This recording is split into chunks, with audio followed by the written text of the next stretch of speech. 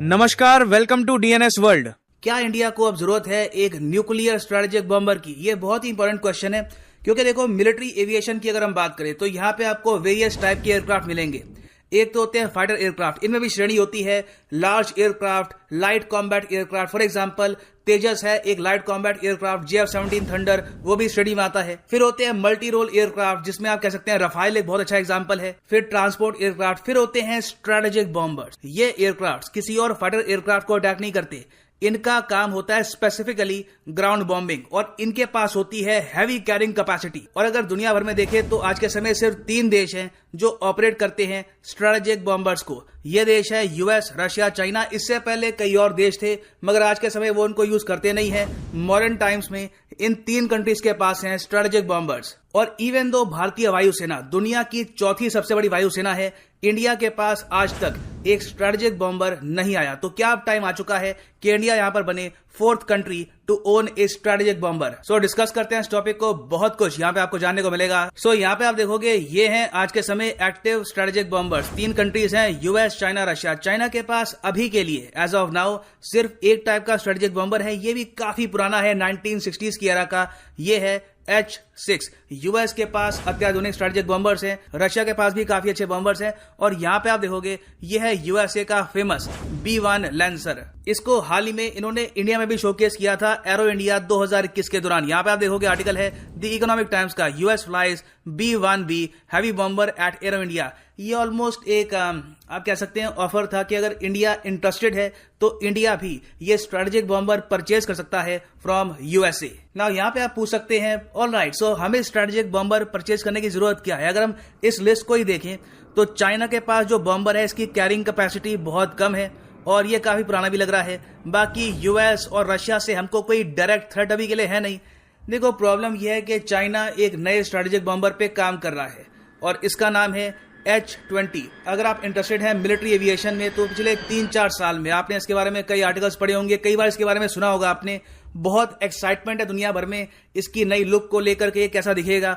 China ये भी claim कर रहा है कि यहाँ पर स्टेल्थ फीचर होंगे, रेडार पे ये दिखेगा नहीं। एक बार ये चाइना की धरती से टेक ऑफ कर गया, उसके बाद ये कहां पर गया है, इसकी लोकेशन क्या है, ये पता कर पाना काफी मुश्किल है। और ये बहुत ही बड़ी कैपेसिटी में न्यूक्लियर बॉम्ब्स या even conventional non nuclear bombs drop कर सकता है दुश्मन की टेरिटरी पर। और ये होगा पहला dedicated strategic bomber fully developed by China. और हाल ही में यूएस की रिपोर्ट ने यह भी क्लेम किया है कि एक बार ये स्ट्रेटेजिक बॉम्बर चाइना को मिल जाए तो इनके पास प्रॉपर एक इंटर कॉन्टिनेंटल स्ट्राइक कैपेसिटी आ जाएगी। अब यहाँ पे आप कह सकते हैं ऑलरेडी दुनिया के पास मिसाइल्स हैं, इंटर कॉन्टिनेंटल बैलिस्टिक मिसाइल, जिनकी रेंज है 5000, 6000, 8000 किलोमीटर्स।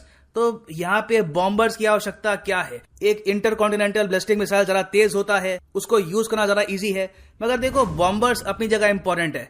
मान लो आपको न्यूक्लियर बॉम्बिंग नहीं करनी, आपको कन्वेंशनल बॉम्बिंग करनी है, मगर बहुत ही बड़े स्केल पर। आप चाहते हैं कि पूरा जो वो लैंड है वो बिल्कुल फ्लैट हो जाए, तो उसके लिए आप यूज कर सकते हैं एक बॉम्बर को। दूसरी बात यह भी है कि इंटर कॉन्टिनेंटल बैलिस्टिक मिसाइल ये मिस कर सकता है कभी कभी, मगर बॉम्बर मिस नहीं करेगा। ये ऑलमोस्ट 100% जहां पे इसको बॉम्ब गिराना है वहीं पर बॉम्ब गिरा के जाएगा। फिर एक एस्पेक्ट यहां पर यह भी है कि मिसाइल को आपने एक बार लॉन्च कर दिया तो अनलेस मिसाइल में सेल्फ डिस्ट्रक्शन फीचर है, वो मिसाइल आप वापस नहीं ले सकते। वो एक तरीके से ब्रह्मास्त्र है, आपने बस छोड़ दिया, अब बस टारगेट को वो डिस्ट्रॉय करेगा। एक स्ट्रेटेजिक बॉम्बर को लास्ट मिनट पे कभी भी आप कह सकते हैं कि अटैक करना कैंसिल कर दिया गया है, आपको यहाँ पे अटैक नहीं करना। तो कंट्रोल यहाँ पे ज्यादा मिलता है आपको एक स्ट्रेटेजिक बॉम्बर में। सो चाइना ने यहाँ पर यह कहा है कि इनका स्ट्रेटेजिक बॉम्बर एक फ्लाइट में 12,000 किलोमीटर आराम से कवर कर लेगा और इससे ये पूरे यूएस को आराम से टारगेट कर पाएंगे। नाउ इंडिया की अगर हम बात करें तो हमारा भी सेम इशू है। अगर हमको हैवी बॉम्बिंग करनी हो कल को चाइना की, उम्मीद करते हैं कि ऐसा दिन ना आए, कभी भी ना आए, मगर एक हाइपोथेटिकल सिनेरियो में कल को हमें करनी है हैवी बॉम्बिंग चाइना की या फिर कोई न्यूक्लियर वेपन यूज करना है, तो उसके लिए हमको चाहिए होंगे बहुत सारे ICBM मिसाइल और हमको इंश्योर करना होगा कि ये सारे मिसाइल सीधा जाए अपने टारगेट पर। तो ये ऑप्शन इंडिया के पास बिल्कुल है। हमारे पास अग्नि 3 मिसाइल है, अब अग्नि 5 भी रेडी हो रहा है और अग्नि 3 की रेंज आप अगर देखो तो उसमें ऑलमोस्ट पूरा चाइना ही यहाँ पर कवर होता है। मगर स्ट्रेटेजिक बॉम्बर्स की फ्लीट हमको और डेप्थ देती है। अगर हम चाहते हैं कि स्पेसिफिकली चाइना का एक मिलिट्री बेस है नियर तिब्बत, सिर्फ उसको ही हम अटैक करें, तो ये हम कर सकते हैं एक स्ट्रेटेजिक बॉम्बर से। और उसके अलावा जैसे मैंने आपको बताया कि अगर स्ट्रेटेजिक बॉम्बर में स्टेल्थ फीचर है तो उसको डिटेक्ट कर पाना भी काफी मुश्किल है। वेराज एक मिसाइल कहां से लॉन्च होगा ये पहले ही एंटिसिपेट किया जा सकता है और चाइना के की जो मिसाइल डिफेंस शील्ड है ये इसको रोक भी सकती है। तो क्वेश्चन यहाँ पर यह आता है कि क्या इंडिया एक स्ट्रेटेजिक बॉम्बर खुद बना सकता है?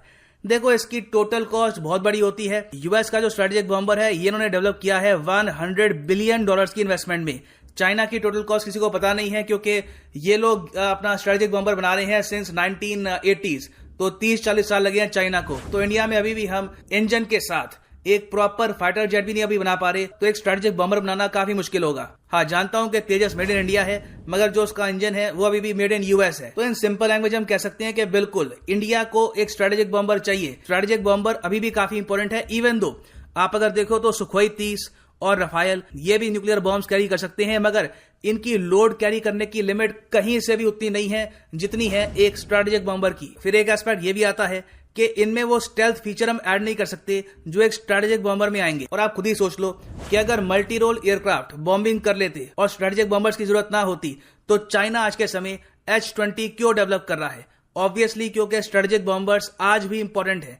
क्योंकि लॉन्ग टर्म में देखो, अगर आपको हमेशा इंटरकॉन्टिनेंटल बैलिस्टिक मिसाइल्स रेडी करके रखने हैं तो इसकी आती है बहुत बड़ी कॉस्ट। वेराज आप अगर यूज करते हो एक बॉम्बर को, तो लगातार उसको आप यूज कर सकते हैं और लॉन्ग टर्म में उसकी कॉस्ट एक ICBM से काफी कम होगी। फिर एक एस्पेक्ट मैंने आपको यह बताया कि एक इंटरकॉन्टिनेंटल बैलिस्टिक मिसाइल में कैरिंग कैपेसिटी उतनी होती नहीं है, वेराज एक स्ट्रेटेजिक बॉम्बर इससे काफी ज्यादा बड़ा पेलोड कैरी कर सकता है।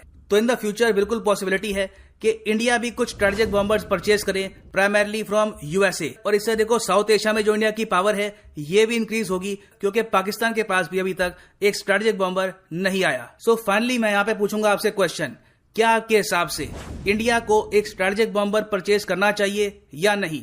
लिखिएगा इसके बारे में कमेंट सेक्शन में। आपकी कमेंट अगर काफी अच्छी हुई तो मैं उसको पिन भी कर दूंगा इन द कमेंट सेक्शन। तो ये है एंड इस वीडियो का। Thank you for listening and as always God bless you all.